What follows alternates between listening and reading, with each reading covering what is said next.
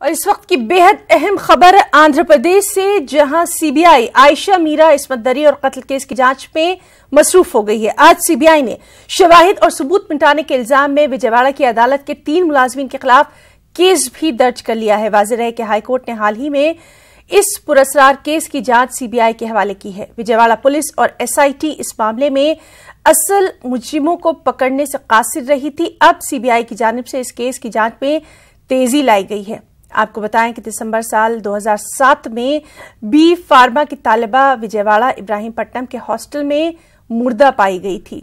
खून से लथपथ उनकी लाश हॉस्टल में बरामद हुई थी। और चलिए बात कर लें पीएम नरेंद्र मोदी के दौरों की। जी हां, नरेंद्र मोदी गाजीपुर में अवामी रैली से खिताब कर रहे हैं, जहां उन्होंने अपोजिशन की हुकूमतों पर जमकर निशाना साधा। साथ ही कहा कि गुज़िश्ता हुकूमतों ने मुल्क के बहादुरों की कदर और एहतराम नहीं किया। रैली से पहले वज़ीर-ए-आज़म ने आरटीआई मैदान में मुनक़्क़िदा तकरीब में सुहेलदेव पर एक डाक टिकट भी जारी किया। चलिए सीधे आपको लिए चलते हैं गाजीपुर। प्रधानमंत्री आवास योजना हो, स्वच्छ भारत अभियान हो, उज्ज्वला योजना हो, आयुष्मान भारत योजना हो, मुद्रा योजना हो, सौभाग्य योजना हो, ये सिर्फ योजनाएं नहीं बल्कि सशक्तिकरण के माध्यम है। विकास की पंचधारा, बच्चों को पढ़ाई, युवा को कमाई, बुजुर्गों को दवाई, किसान को सिंचाई और जन जन की सुनवाई के ये मजबूत कड़ियां हैं।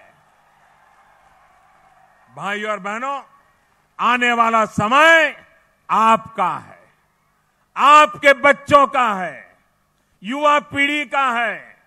आपके भविष्य को संवारने के लिए, आपके बच्चों का भविष्य बनाने के लिए आपका ये चौकीदार बहुत ईमानदारी से, बहुत लगन के साथ दिन रात एक कर रहा है।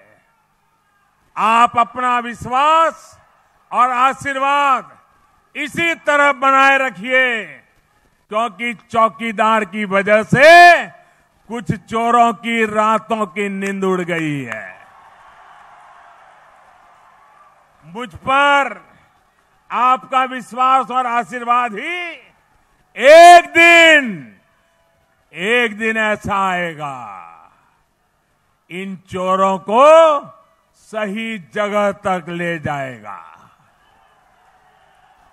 एक बार फिर आपको नए मेडिकल कॉलेज के लिए बहुत बहुत बधाई के साथ फिर एक बार महाराजा सोहेलदेव के महान पराक्रमों को प्रणाम करते हुए मैं मेरी बात को समाप्त करता हूं। 2 दिन बाद 2019 का वर्ष शुरू होगा। इस नए वर्ष के लिए भी मैं आपको बहुत बहुत शुभकामनाएं देता हूं। भारत माता की, भारत माता की।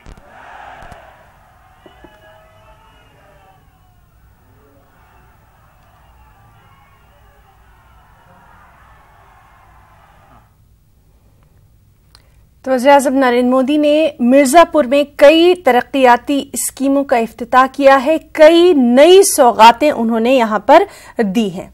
आगे बढ़ेंगे। आम आदमी पार्टी की कौमी काउंसिल की मीटिंग दिल्ली में शुरू हो गई है। इस अहम मीटिंग में आइंदा लोकसभा इंतखाबात 2019 की हिकमत अमली बनाने के साथ साथ तंजीम की तौसी पर भी गौर खौज किया जाएगा। मीटिंग में रफाइल मामला, खवातीन के साथ नाजेबा सलूक और किसानों के मसाइल पर गौर खौज किया जा रहा है।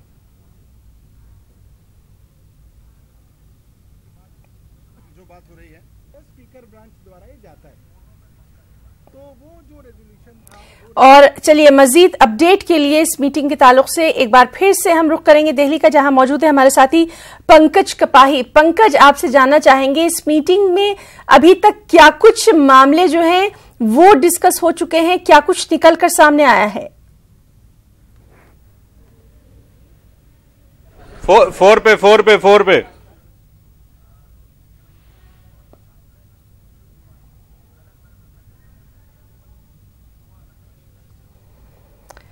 तो नाज़रीन, हम आपको बताएं कि आपकी अहम मीटिंग जो है वो जारी है, कौमी काउंसिल की मीटिंग जारी है। इसमें तमाम जो पार्टी के लीडर हैं वो मौजूद हैं और 2019 के ऊपर खास तौर से तवज्जो दी जा रही है। पार्टी आइन में तरमीम की भी तजवीज़ है। तमाम अहम लीडर जो हैं वो इस वक्त वहां पर मौजूद हैं। कौमी काउंसिल की ये मीटिंग है और इसमें कई अहम मौजू जो हैं उन पर गौर व खौज किया जा रहा है। रफाइल मामला हो, खवातीन की सिक्योरिटी का मामला हो। और चलिए पंकज के साथ हम लाइव बात करेंगे, वो हमारे साथ मौजूद हैं। पंकज, सुबह जब हम आपसे बात कर रहे थे तो कई अहम मसले जो हैं वो आज इस मीटिंग में बातचीत के जरिए सामने आने की उम्मीद की जा रही थी। अभी तक क्या कुछ अपडेट? देखिए, कुछ समय पहले अरविंद केजरीवाल ने अपना भाषण दिया है और किसानी के मुद्दे पर बातचीत की है। किस तरह से केंद्र सरकार ने जो वादे किसानों के साथ किए थे वो वादे पूरे नहीं किए गए। वो 2019 में जब लोकसभा के चुनाव होंगे तो जनता के बीच में लेकर जाए जाएंगे। इसके अलावा जिस तरह से हरियाणा में आम आदमी पार्टी का जो आरोप है, उनका ये कहना है कि सैकड़ों जो कार्यकर्ता हैं उनको हरियाणा सरकार ने गिरफ्तार किया है, बिना किसी वजह से गिरफ्तार किया गया है। इस मुद्दे को लेकर भी जो है चर्चा की जा रही है कि आगे किस तरह से हरियाणा सरकार के खिलाफ मोर्चा खोला जाए और इसके अलावा 2019 को लेकर किन सीटों पर आम आदमी पार्टी लड़ सकती है, किन सीटों पर आम आदमी पार्टी समर्थन दे सकती है। ये तमाम मुद्दों को लेकर इस समय जो राष्ट्रीय कार्यकारिणी की बैठक चल रही है आम आदमी पार्टी की, उस पर जो है विचार किया जा रहा है। तमाम सुझाव जो हैं वो अलग अलग प्रदेशों से जो लोग हैं उनसे लिए जा रहे हैं। जी पंकज, आपसे ये भी जानना चाहेंगे, 2019 सामने ही है, क्या इस मीटिंग का सबसे अहम मकसद वो भी है?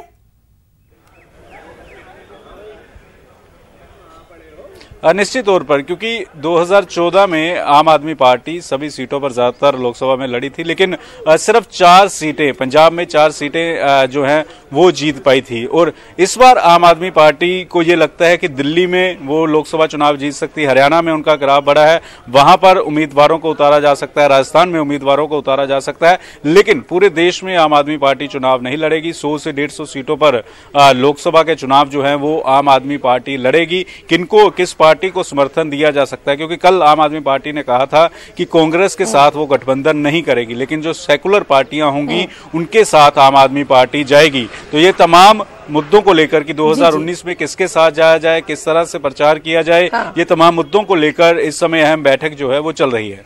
जी पंकज, बहुत बहुत शुक्रिया आपका इस तमाम तर जानकारी के लिए। तो नाज़रीन, पंकज के जरिए लगातार इस अहम मीटिंग पर हमारी नजर भी जो है वो बनी हुई है। आगे बढ़ेंगे। मेघालय में एक कोयले की कान में पानी भरने से गुज़िश्ता 2 हफ्ते से फंसे 13 मजदूरों को निकालने की कोशिश जारी है। इनकी मदद के लिए अब एयरफोर्स ने भी हाथ आगे बढ़ाया है। जैंतिया हिल्स की एक कोयले की कान में कोयला निकालने के दौरान यह हादसा हुआ था। कान में पानी भरने के सबब बचाव ऑपरेशन में मुश्किल आ रही है। जराये के मुताबिक अब तक कुछ हेलमेट जरूर मिले हैं, लेकिन मजदूरों का पता नहीं चल पाया है। आला किस्म के पंप, जो पानी निकालने के पंप होते हैं, पानी निकालने के आलात होते हैं, वो भी अभी तक यहां नहीं पहुंच पाए हैं।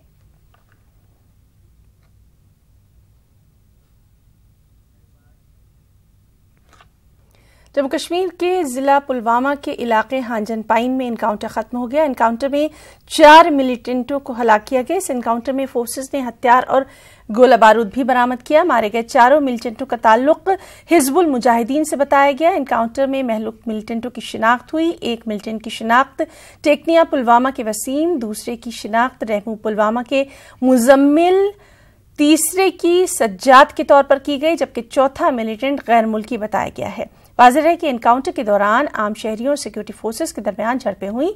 इन झड़पों में 3 नौजवान भी जख्मी हुए।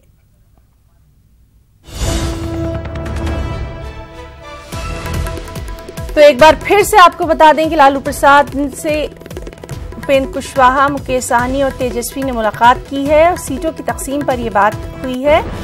उपेंद्र कुशवाहा का ये बयान भी सामने आया है। दोनों जगह क्लीन स्वीप करने जा रहे हैं और एनडीए में इतना टूट पड़ा है भाई, एनडीए में इतना टूट पड़ा, लेकिन आज तक कोई सवाल नहीं पूछा कि भाई आखिर कारण क्या था एनडीए का। उपेंद्र जी गए, सन ऑफ मल्ला गए, उससे पहले मांझी जी गए, कारण किसी ने जानने की कोशिश नहीं की कि कारण क्या है। कारण एक ही है, नीतीश कुमार और बीजेपी का झूठ, और जिस प्रकार से वो समाज में जहर बोने का काम कर रहे हैं, ये हकीकत है। और तानाशाह रवैया जो अपने गठबंधन के साथ वो अपनाने का काम करते हैं, अपने अलायंस पार्टनरों के साथ, जो छोटे दल हैं, उत्तर चले जाइए, दक्षिण चले जाइए, पूर्व चले जाइए, पश्चिम चले जाइए, बीजेपी का कहीं कोई दिशा चले जाइए, हर जगह से वो उन्होंने अपने अलायंस पार्टनर को खोने का काम किया है।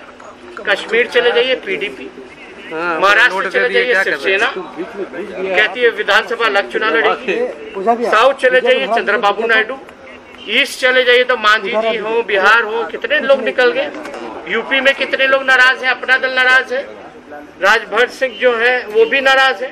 तो आप देखिए ना, बीजेपी से लोग छुटकारा पाना चाह रहे हैं, जो उनके सहयोगी दल हैं।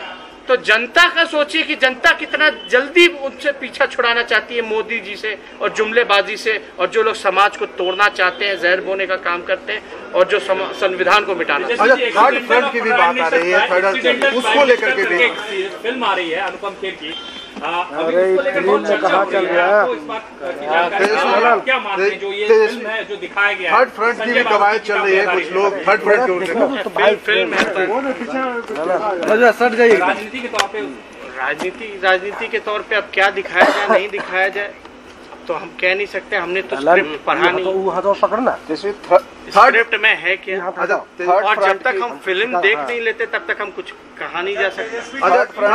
थर्ड फ्रंट की जो बात आ रही है उसको लेके क्या कहेंगे? थर्ड फ्रंट के भी कवायद जुटे हैं कुछ, मतलब एक तरफ महागठबंधन की बात है, हम तो 15 लाख और 2 करोड़ रोजगार मांगते हैं जनता के लिए। देखना यार, इनके बात पे लोगों ने विश्वास किया था, जनता ने चुनाव जिताया। 3 तलाक की बात तो पिछले लोकसभा में की नहीं थी। झारखंड के लेकर के क्या कुछ? झारखंड में क्या? झारखंड में वही होगा।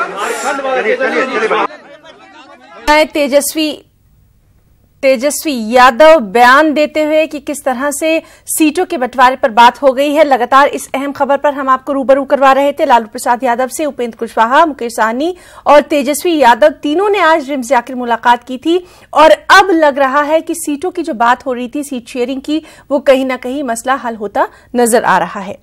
कठुआ से खबर है, जहां फौज और पुलिस ने मुश्तरका कार्रवाई के दौरान भारी मिकदार में गोला बारूद बरामद किया। खुफिया एजेंसी से इत्तला मिलने के बाद फौज और पुलिस ने गलत कठुआ के जंगलात में सर्च ऑपरेशन किया। फौज ने इस दौरान बड़ी मिकदार में हथियार बरामद किया। गौरतलब है कि स्नाइपर राइफल के जिंदा कारतूस भी बरामद किए गए। फौज इस ऑपरेशन को बड़ी कामयाबी करार दे रही है।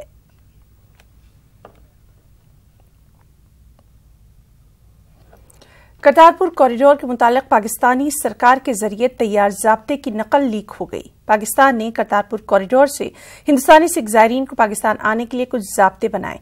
ज़राए के मुताबिक सिख ज़ायरीन पाकिस्तान बगैर वीज़ा के जा सकते हैं। हिंदुस्तान ज़ायरीन की फहरिस्त बनाएगा, उसकी कॉपी पाकिस्तानी हुक्काम को सौंपेगा और पाकिस्तान परमिट देगा। ज़ायरीन का एक ग्रुप 15 लोगों तक महदूद रहेगा।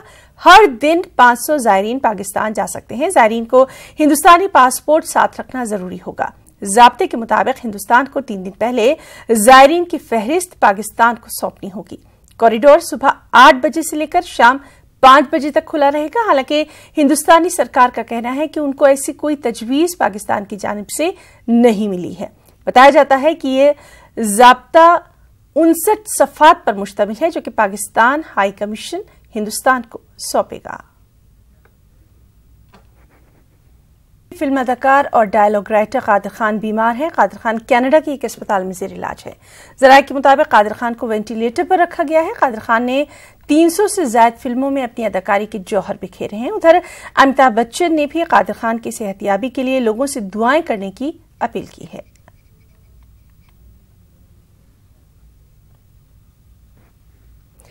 दिल्ली और यूपी में एनआईए की जानिब से दाइश की तर्ज पर हिंदुस्तान में मॉड्यूल बनाने के इल्जाम में बड़ी तादाद में नौजवानों की गिरफ्तारी अमल में आई। इसी पर मरकजी हुकूमत ने एनआईए की पीठ थपथपाते हुए इसे एक कामयाब ऑपरेशन करार दिया। वहीं इस मामले में आरजेडी लीडर मनोज झा का कहना है कि मक्का मस्जिद और मालेगांव बम ब्लास्ट मामले में एनआईए के पास सबूत थे, लेकिन हुकूमत बदलते ही सारे सबूत गोया हवा में उड़ गए। जो प्रेस कॉन्फ्रेंस हुई और जैसे सारी चीजें एग्जिबिट की गई उसमें कई सारे मसलों पर संदेह होता है।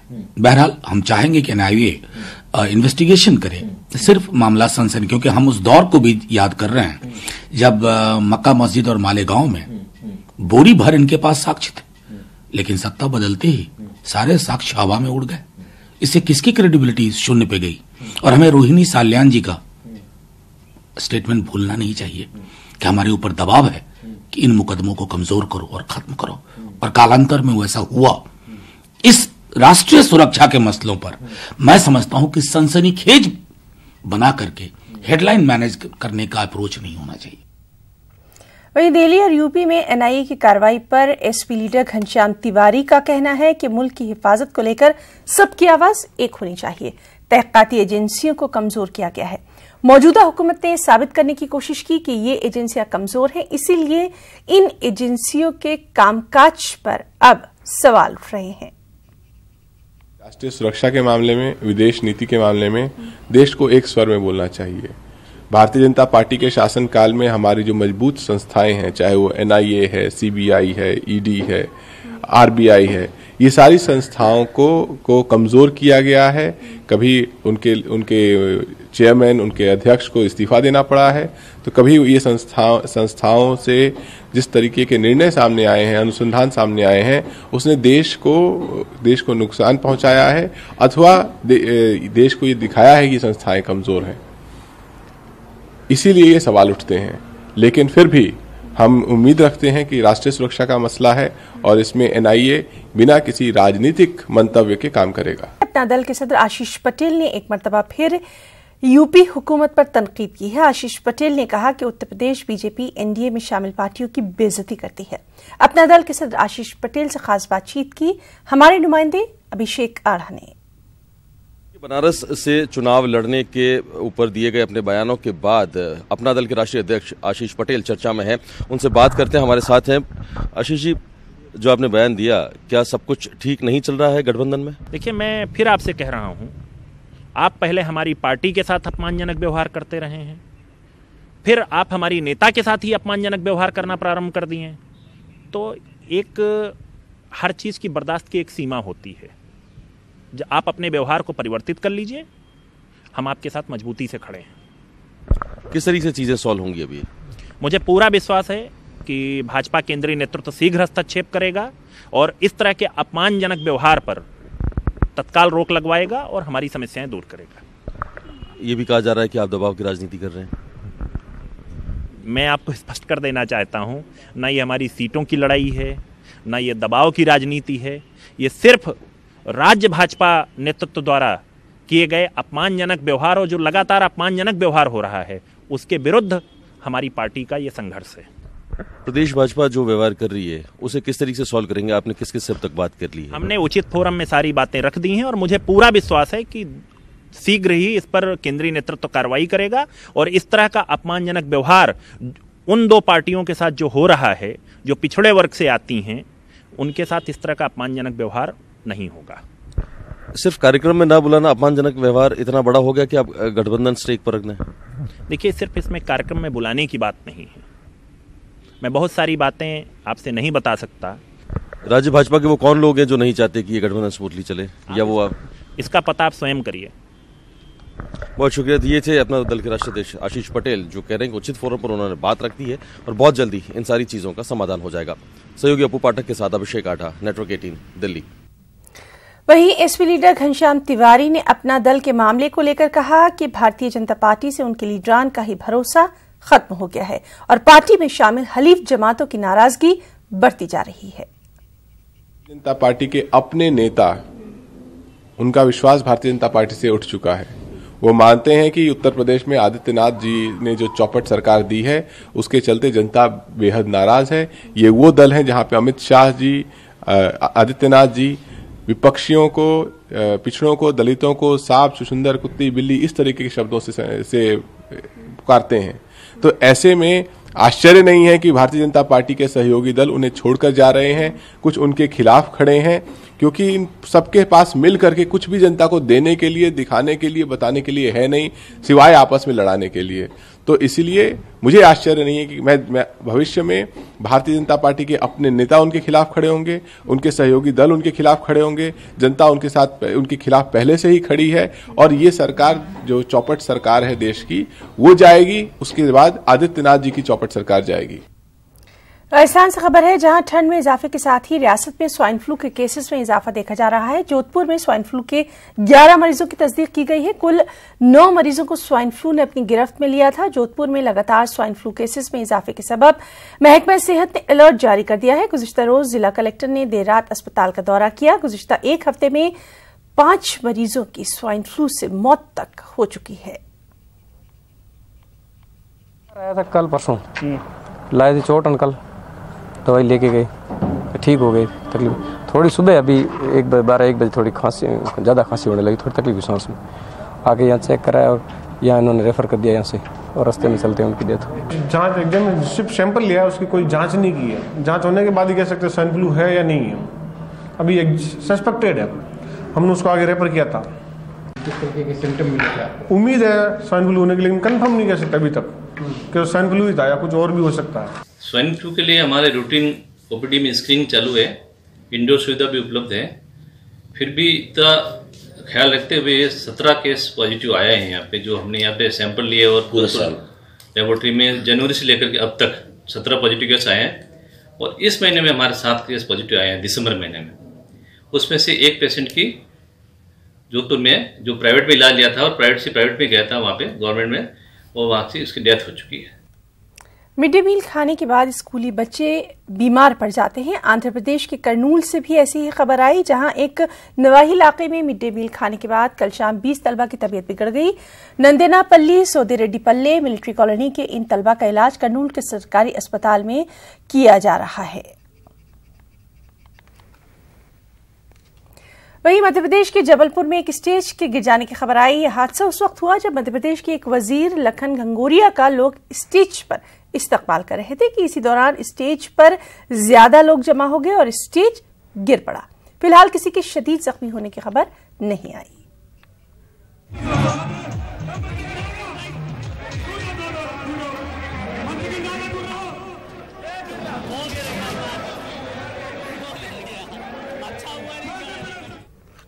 रेलवे के जरिए सफर को महफूज बनाने के लिए नागपुर सेंट्रल रेलवे ने एक रोबोट कैमरा बनाया है। अब नागपुर स्टेशन पर गाड़ियों की चेकिंग रोबोट के जरिए की जाएगी। हाईटेक कैमरे से लैस रोबोट ट्रेनों की जांच करेंगे। रेल डिब्बों के नीचे लगे हाईटेक कैमरे खतरे से पहले ही अलर्ट जारी कर देंगे। रोबोट में लगे हाईटेक कैमरे कोच और पटरी के दरमियान की तस्वीर वाईफाई के जरिए कंट्रोल रूम में भेजेंगे, जिससे खतरे से पहले ही इसे ठीक करने का मौका मिल जाएगा और इसी के जरिए रेल हादसात में भी कमी वाक़ई होगी।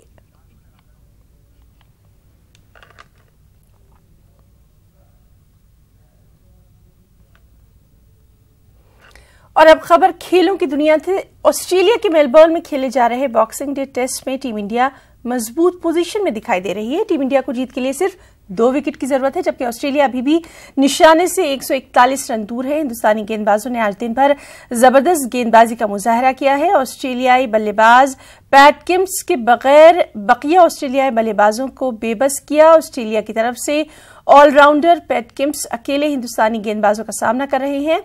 चौथे दिन का खेल खत्म होने तक ऑस्ट्रेलिया ने 258 रन बनाए और 8 विकेट का नुकसान झेला। हिंदुस्तान की तरफ से जसप्रीत बुमराह और मोहम्मद शमी ने 2-2 विकेट झटके, जबकि रविंद्र जडेजा ने 3 विकेट लिया। ईशांत शर्मा ने 1 विकेट हासिल किया। कल इस टेस्ट मैच का आखिरी दिन है और हिंदुस्तानी टीम अपनी पूरी ताकत के साथ मैदान में उतरकर कम से कम वक्त में इस मैच को अपने नाम करना चाहेगी।